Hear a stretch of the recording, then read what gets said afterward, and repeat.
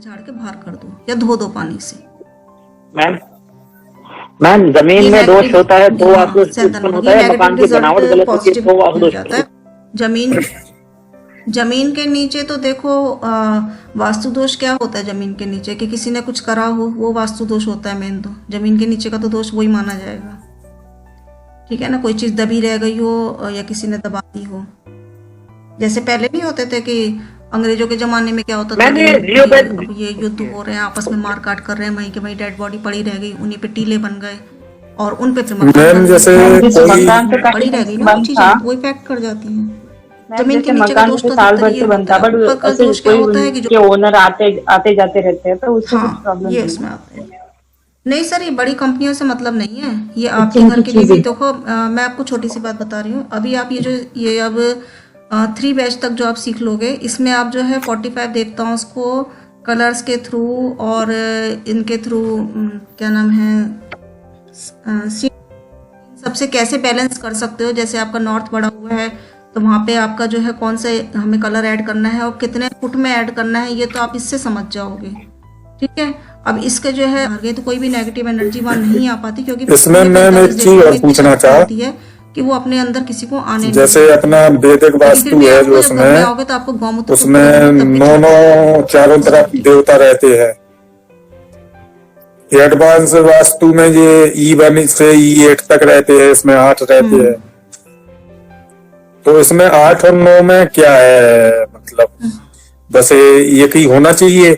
Ma'am ये कह रहे हैं वैदिक वास्तु में 9 टुकड़े करते हैं एक दिशा के, और महावास्तु में करते हैं उससे कम 8 भाग करते हैं इसमें। हाँ जी हाँ जी। 32 वाला बेस्ट है, क्योंकि जो वैदिक वाला जो है उसके हमें सिम्टम्स तो मिले हैं, लेकिन उसका हमें जो है सॉल्यूशन नहीं मिला उससे।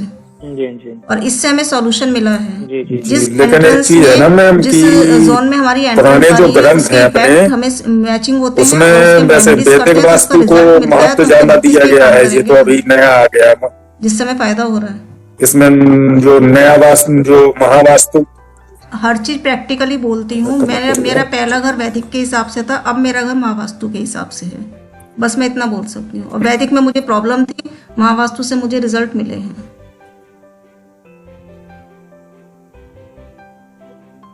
अब मेरे संग चीजें हुई हैं तो फिर मैं तो उसको वही शेयर करूंगी। अब इसमें अब कोई इंसान कह रहा है कि मेरे घर का उन्होंने वैदिक वाले आए थे, उन्होंने जो है 50,000 रुपए लिए और उन्होंने यहाँ पे जो है ये वास्तु यंत्र लगा दिया, यहाँ पे लक्ष्मी यंत्र लगा दिया, यहाँ पे पिरामिड्स लगा दिए और अभी भी कुछ नहीं है।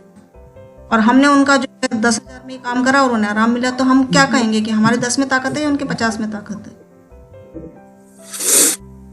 जनरल सी बात है ना, जिससे फायदा मिल रहा है। बड़े बड़े हॉस्पिटलों की खा लो, कभी एक वैद्य की भी दवाई। मैम ने कोई प्रॉपर्टी ऐसी बनाई है, मतलब जिसको हमें आगे रेंट पे देना है, उसके में हम नहीं रहना चाहते, तो जैसे आप कह रहे हैं इसमें हमेशा लाइट जलती रहनी चाहिए। गृह प्रवेश के बाद फिर हम कैसे करेंगे अगर हमें कोई उसका रेंट वाला नहीं मिलता तो? Okay ma'am, thank you ma'am. एक बल्ब जले रहने दीजिए और कोशिश करिए, अगर पास में ही है तो हर हफ्ते में चक्कर लगाइए, और नहीं है तो किसी को चाबी दे के आइए। इसमें कोई मैंने ऐसे सुना है कि नीला, मूंगा, मोती, सोना, चांदी ये सब डालना चाहिए इसमें, तो इसका क्या इफेक्ट होता है? में कोई कर रहा है पूजन, वहां डाल दिया मूंगा, तो वहां पे क्या हो जाएगा बताइए? मेरे हिसाब से तो नग नहीं डालने चाहिए।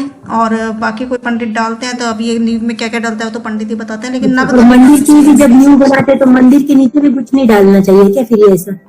और डालना है तो जिस जोन का है उससे रिलेटेड ही डालोगे तो शायद फायदा हो। अगर एरिया वो बड़ा होगा तो वो नुकसान कर जाएगा, तो मेरे हिसाब से तो नहीं डालना चाहिए।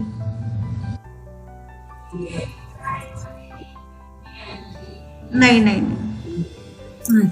अच्छा मैम, जैसे मकान जैसे खरीदते हैं कोई, ये लोग चांदी अपन को जैसे पता है कि कोई व्यक्ति की जीवन में उसने प्रोग्रेस ही नहीं की है, उसके जैसे बच्चियां हैं, लड़का नहीं है, वो बोलते ना जिसके लड़के नहीं होते तो नाठ बोलते, नाठ से।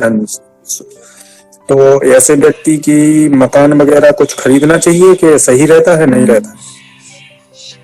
अगर कोई व्यक्ति ले तो उसे सूट करेगा क्या? सर अगर आपके अपना कोई है वो आपको दे रहा है तो वो आपको सूट करती है कि नहीं? हालांकि मैंने तो जब तक सुना है कि नाट की जमीन जो है वंश बर्बाद कर देती है जी। जो खरीद।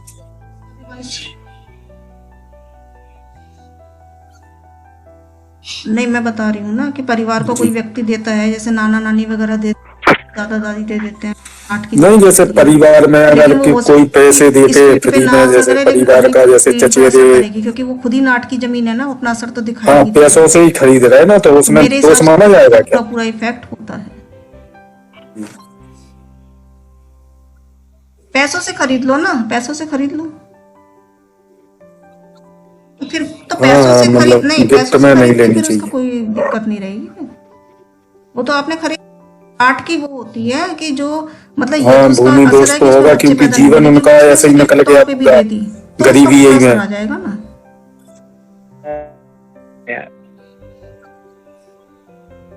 घर जो बना होगा, घर में भी दोष होगा, और घर में नहीं है तो जमीन में दोष होगा।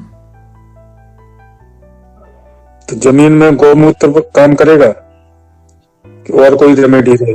सबसे पहले तो उसका वास्तु ही चेक करो। आप वास्तु ही देखो, वास्तु में क्या गड़बड़ है, वास्तु चेक करो। वास्तु सही भी यदि आराम नहीं है, फिर वो जमीन का होगा, जा फिर जमीन में गड़बड़ है। जी। ये ऑरा स्कैनर वाला जो चैप्टर है ना, इसमें आप यही सीखोगे। जैसे अभी आपने क्वेश्चन किया कि हमारे जो 45 देवता हैं उस घर में जो जिसकी आप बात कर रहे हो, उसको चेक करोगे वहां पे कौन कौन सा एनर्जी फील्ड डाउन है। जो नाट की जमीन है उसका कोई जो है वो भी होगा, ऑरा भी होगा जो बिल्कुल डाउन पड़ा होगा। उसको जो है स्टार्ट से हम हाई करेंगे, जो उसका नेगेटिव इफेक्ट बिल्कुल खत्म हो जाए। गाय का तेल बाजार मिलते हैं क्या?